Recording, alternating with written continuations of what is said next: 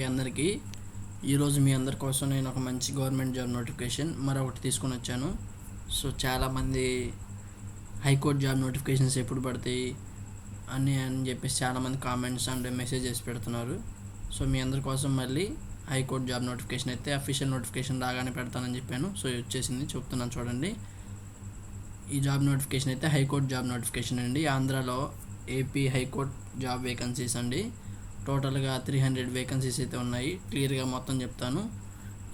ఎలా అప్లై చేయాలి, ఎన్ని వేకెన్సీస్ ఉన్నాయి, పోస్టింగ్ వైజ్గా ఎక్కడెక్కడ ఉన్నాయి, ఏమేమి ఉన్నాయి, సో అప్లికేషన్ ఫీజు ఎంత ఉంటుంది, ప్రతి ఒక్కటి క్లియర్గా చెప్తాను. ఎవరు వీడియో స్కిప్ చేయకుండా చివరి వరకు చూడండి. అండ్ ఈ వీడియో మీకు యూస్ఫుల్ అవుతుంది. ఖచ్చితంగా చివరి వరకు చూడండి, ఎవరు స్కిప్ చేయకుండా. సో డైరెక్ట్గా వీడియోలోకి వెళ్ళిపోదాం. సో హైకోర్ట్ ఆఫ్ ఆంధ్రప్రదేశ్ అండి. హైకోర్ట్ ఆఫ్ ఆంధ్రప్రదేశ్ నుంచి నోటిఫికేషన్ అయితే రిలీజ్ చేశారు. పోస్ట్ వచ్చేసరికి section officer, senior system officer, computer operator, assistant librarian, ఇలాగా డిఫరెంట్ కేటగిరీ వైజ్గా డిఫరెంట్ లెవెల్స్లో వేరియస్ పోస్ట్లో వేరియస్ సబ్ కేటగిరీస్ వైజ్గా పోస్టింగ్ అయితే ఉన్నాయండి. వేకెన్సీస్ వచ్చేసరికి 300 వేకెన్సీస్ అయితే ఉన్నాయి టోటల్గా. అండ్ మొత్తం ఆన్లైన్ మోడ్లోనే ఉంటుంది అప్లికేషన్ అంతా. రిజిస్ట్రేషన్ స్టార్టింగ్ డేట్ వచ్చేసరికి 13th మార్చ్ అండి 2026. అండ్ లాస్ట్ డేట్ వచ్చేసరికి 19th ఏప్రిల్ 2026 అండి. చాలా అంటే చాలా టైం ఉంది. సో ఏమేమి డాక్యుమెంట్లు కావాలి అన్నీ జాగ్రత్తగా మీరు సేకరించుకొని అప్లై చేసుకోండి. మార్క్స్ వచ్చేసరికి 80 మార్క్స్కి అయితే ఉంటుంది ఎగ్జామ్. అండ్ 90 మినిట్స్ అయితే ఉంటుంది ఎగ్జామ్ డ్యూరేషన్. ఎగ్జామ్ సంబంధించి చివరిలో క్లారిటీగా చెప్తాను. శాలరీ ఎంత ఉంటుంది, ఎక్కడ అప్లై చేయాలి, ఎలా అప్లై చేయాలి, మొత్తం క్లియర్గా చెప్తాను. సెలక్షన్ ప్రాసెస్ వచ్చేసరికి కంప్యూటర్ బేస్డ్ టెస్ట్ అయితే ఉంటుంది. మీరు ఎగ్జామ్ రాసినట్లయితే ఆఫ్లైన్ కానీ ఆన్లైన్ కానీ ఇంకా వాళ్ళు అఫీషియల్గా రిలీజ్ చేయలేదు. ఎగ్జామ్ అయిపోయిన తర్వాత మీ స్కిల్ చూసి వాళ్ళు మీ మార్క్స్ చూసి క్వాలిఫైయింగ్ మార్క్స్కి మీకు చూసి మ్యాచ్ అయితే వాళ్ళు అయితే మీకు జాబ్ అయితే ఇవ్వడం అయితే జరుగుతుంది. సో స్టార్టింగ్ డేట్ వచ్చేసరికి 20 మార్చ్ 2026. అప్లికేషన్ లాస్ట్ డేట్ వచ్చేసరికి 19th ఏప్రిల్ 2026 అండి. అండ్ అదే అప్లికేషన్ స్టార్టింగ్ డేట్ 13th అండి. 30th 30వ తారీఖు రిలీజ్ అయింది. లాస్ట్ డేట్ 19th అండి. సో ఇప్పుడు మనం ఎవరెవరికి ఎన్ని కేటగిరీ వైజ్గా ఎన్ని పోస్టింగ్ ఉన్నాయి, వేకెన్సీస్ ఎక్కడ ఉన్నాయి క్లియర్గా చెప్తున్నాను చూడండి. సెక్షన్ ఆఫీసర్స్ వరకు 5 పోస్టులు అయితే ఉన్నాయి. ఓసీ వాళ్ళకి 3, ఈడబ్ల్యూఎస్ వాళ్ళకి అయితే ఒకటి ఉంది. సీనియర్ సిస్టమ్ ఆఫీసర్ వరకు అయితే టోటల్గా ఒక పోస్ట్ అయితే ఉంది, అది ఓసీ క్యాండిడేట్స్కి ఉంది. అండ్ కంప్యూటర్ ఆపరేటర్కి అయితే 31 పోస్ట్స్ ఉన్నాయి. అసిస్టెంట్ లైబ్రేరియన్ గ్రేడ్ 2, యూడీ స్టెఫ్నోజర్, అసిస్టెంట్, ఎగ్జామినర్, టైపిస్టు, కాపీస్టు, ఇలాగ టోటల్గా 300 పోస్ట్స్ అయితే ఉన్నాయి. టోటల్గా 300 వేకెన్సీస్ అయితే ఉన్నాయండి. సో ఇప్పుడు మనం క్వాలిఫికేషన్ ఎలిజిబిలిటీ ఏమి ఉండాలి అని చూస్తున్నాం. సెక్షన్ ఆఫీసర్స్ వచ్చేసరికి డిగ్రీ చేసి ఉండాలి. అండ్ 3 or 5 years అయితే మీరు డిగ్రీ చేసి అయితే ఉండాలి. ఇంతకుముందు 3 years ఉంది, ఇప్పుడు 5 yearsకి మార్చారు కాబట్టి మీరు ఎవరైనా కానీ అప్లై చేసుకోవచ్చు. కంప్యూటర్ స్కిల్స్, మీకు బేసిక్ కంప్యూటర్ స్కిల్స్ అయితే ఉండాలండి. సీనియర్ సిస్టమ్ ఆఫీసర్కి అయితే మీరు బీటెక్ చేసి ఉండాలి. సిఎస్సి, త్రిబుల్ ఈసీఈ, ఐటీ ఇలా వాటి కోర్సు మీద మీరు బీటెక్ అయితే చేసి ఉండాలి, లేదా ఎంఎస్సి చేసి ఉండాలి. 5 years ఎక్స్పీరియన్స్ అయితే ఉండాలండి. నెట్వర్క్ అండ్ సర్వర్ మెయింటెనెన్స్ అయితే తెలిసి ఉండాలండి. కంప్యూటర్ ఆపరేటర్కి వచ్చేసరికి ఈ జాబ్ రోల్కి డిగ్రీ చేసి ఉండాలి. అండ్ టైపింగ్ స్కిల్స్, ఇంగ్లీష్కి సంబంధించి అండ్ గ్రేడ్ వచ్చేసరికి 45% ఇలా అయితే ఉండాలండి. అసిస్టెంట్ లైబ్రేరియన్కి డిగ్రీ ఇలా ఇలాగ డిఫరెంట్ పోస్టులకి అయితే డిఫరెంట్ ఎలిజిబిలిటీ వాళ్ళైతే అడగడం అయితే జరుగుతుంది. సో ఏజ్ వచ్చేసరికి మినిమం ఏజ్ వచ్చేసరికి 18 years ఉన్న ప్రతి ఒక్కళ్ళు అప్లై చేసుకోవచ్చు. మ్యాక్సిమం 42 years అయితే ఉండాలండి. అండ్ ఏజ్ రిలాక్సేషన్స్ కూడా ఉన్నాయి. ప్రతి గవర్నమెంట్ జాబ్కి ఎలాగైతే ఏజ్ రిలాక్సేషన్ అయితే ఉంటుందో ఈ జాబ్కి కూడా అలాగే ఏజ్ రిలాక్సేషన్ అయితే ఉందండి.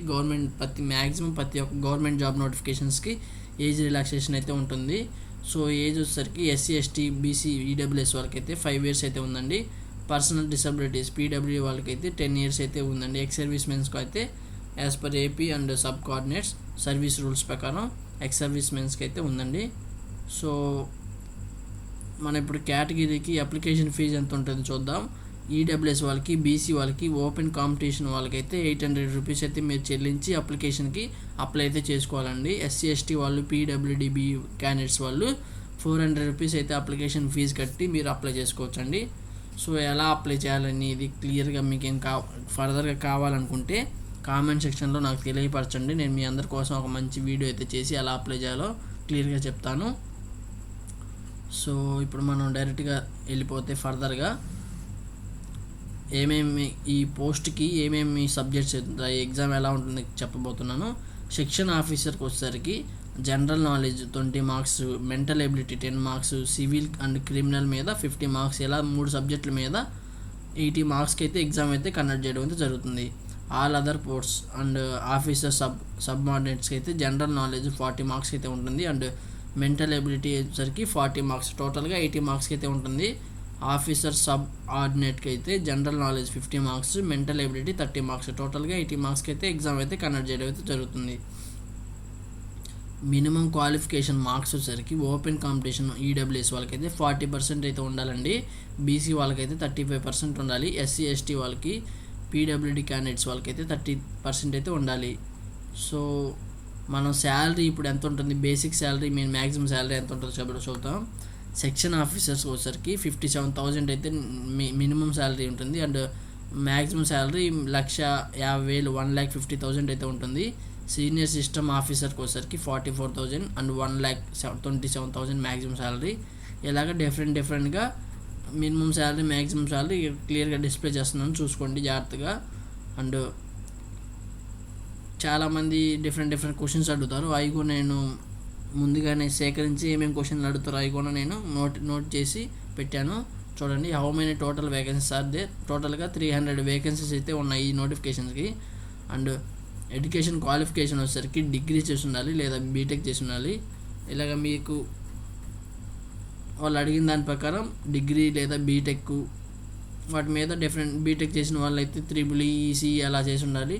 లేదా డిగ్రీ చేసిన వాళ్ళు డిగ్రీ మీద పట్టుదల మీకు 3 or 5 years చేసిన వాళ్ళైనా ఎవరైనా అప్లై చేసుకోవచ్చు. అప్లికేషన్ ఫీజు కూడా ఆల్రెడీ చెప్పాను. సో ఎవరైనా కానీ అప్లై చేసుకోవచ్చు. ఏపీలో ఉన్నవాళ్ళు, తెలంగాణలో ఉన్నవాళ్ళు ఎవరైనా కానీ అప్లై చేసుకోవచ్చు. సో ఇటువంటి మంచి ఛాన్స్ని ఎవరు మిస్ చేసుకోకండి. ఇంకా ఇలాంటి మంచి వీడియోస్ కోసం మన ఛానల్ సబ్స్క్రైబ్ చేసి ఒక చిన్న లైక్ అయితే చేయండి. మీ అందరి దగ్గర నుంచి నేను రిక్వెస్ట్ చేస్తుంది ఏంటంటే ఒక చిన్న లైక్ అండి. మీరు లైక్ చేయడం వల్ల మీకు కాకపోయినా కానీ వేరే వాళ్ళకైనా కానీ ఉపయోగపడుతుంది. సో వాళ్ళైనా కానీ చూసి దీన్ని యూజ్ చేసుకుంటారు. సో మీ దగ్గర నుంచి ఒక చిన్న రిక్వెస్ట్, చిన్న లైక్ అయితే చేయండి. అండ్ కామెంట్ సెక్షన్లో మీరు ఈ జాబ్కి అప్లై చేస్తున్నారా లేదా కామెంట్ సెక్షన్లో ఎస్ ఆర్ నో తెలియపరచండి. ఈ మీరు అప్లై చేస్తున్నట్టయితే ఎస్ అని చేయండి, లేకపోతే నో అని చేయండి. అండ్ లైక్ అయితే కంపల్సరీగా మీరు ఒక చిన్న రిక్వెస్ట్ లైక్ అయితే చేయండి అండి. ఎందుకంటే మీకు కాకపోయినా వేరే వాళ్ళకైనా ఉపయోగపడుతుంది. అండ్ మీ ఫ్రెండ్స్కి కూడా షేర్ చేయండి. Thank you.